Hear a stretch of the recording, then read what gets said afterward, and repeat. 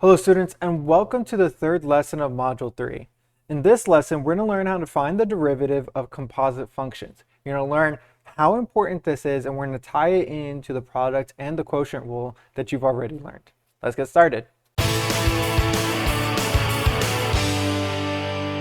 As we're starting this bit here, we want to take this function right in polynomial form. Then I'll do it the same way I've done in the last two lessons where I give you the way to do it, and then we'll tie it back into this equation here. So when we start this, okay, I'm going to say f of x equals, and I'm going to just split it up here, okay?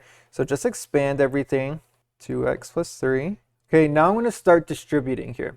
And the reason I'm doing this is because I'm going to write it in polynomial form, then I'm going to take that derivative just using the power rule on every term. All right, so it looks like I get 4x squared plus 12x plus 9.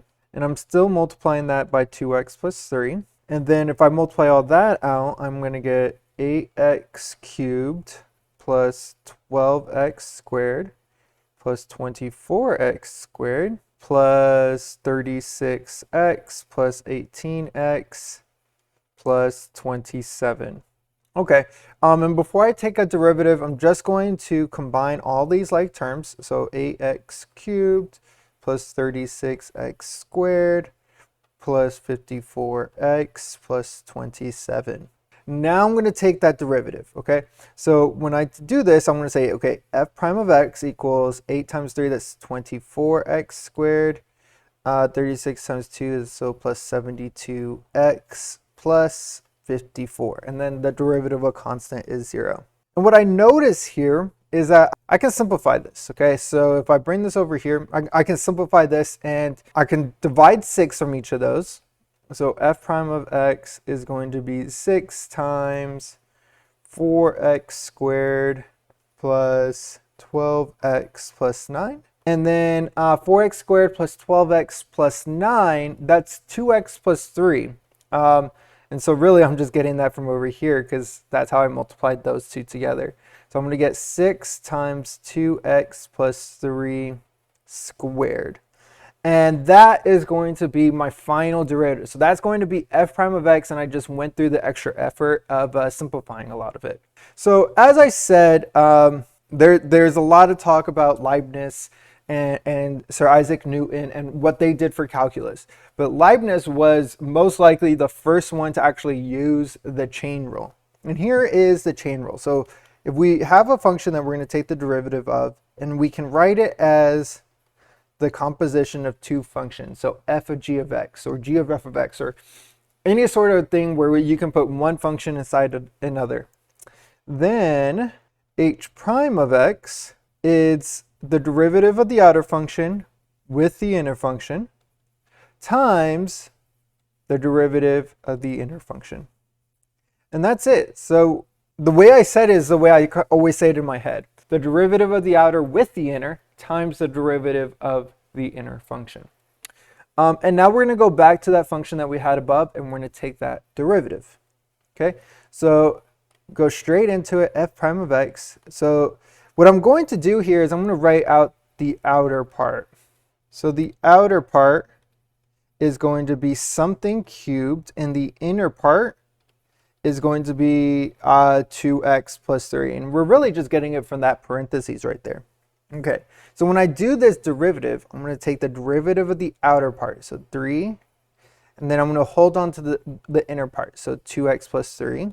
2, remember when you do that derivative, you're taking that derivative, you subtract 1 right there. So we brought the 3 down, now we need to subtract 1, so to the second power, and now we need to take the derivative of the inner part. So 2x plus 3, that derivative is times 2. All right, and if we just simplify this, 3 times 2, we're going to get 6, 2x plus 3 to the second power. And that's going to give us that full equation that we need. And it matches exactly what we had above. Notice above that took a lot of steps. So this is supposed to save us from doing all those steps. So now we're going to do a problem where we just need to find the slope of the normal line. So not the equation, just the slope. And we've got this equation. Sine squared of theta when theta equals 3 pi over 4. Okay, when you take the sine squared of theta, just remember that just another way to write this is sine of theta squared. So now it becomes really obvious what's the inner function, what's the outer function. So let's take the derivative of f, so f prime of theta. So you're going to bring that 2 down, bring that 2 down in front, hold on to the sine of theta, then take the derivative of that inner part. So what's the derivative of sine? That is going to be times cosine theta. And that's it. That's the equation. So now we want to find this f prime of 3 pi over 4.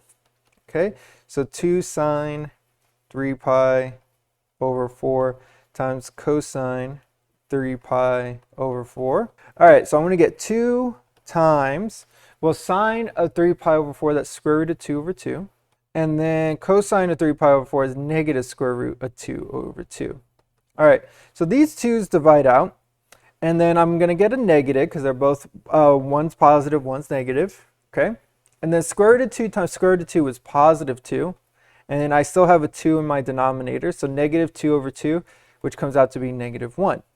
But that's the equation of the tangent line, or that's the slope of the tangent line. So what we want is the slope of the normal line. And what that's going to give us is the negative reciprocal of 1, which is going to be positive 1. And that right there is going to conclude this video of this lesson on the chain rule. So the chain rule is going to get added into the product and the quotient rule that you just learned about. And we're going to now take a lot of practice going into how to actually use this in different scenarios. And it can actually be quite fun once you get the hang of it. So really focus on these problems, do them multiple times until you actually get the hang of it, and then go and attempt that homework and feel how smooth it is, right? Because you're going to use this many times, many times as you move forward in calculus. Of course, if you do need any help, make sure you guys do reach out to me. I'm Mr. Hernandez, and this was Mr. Hernandez Teaches.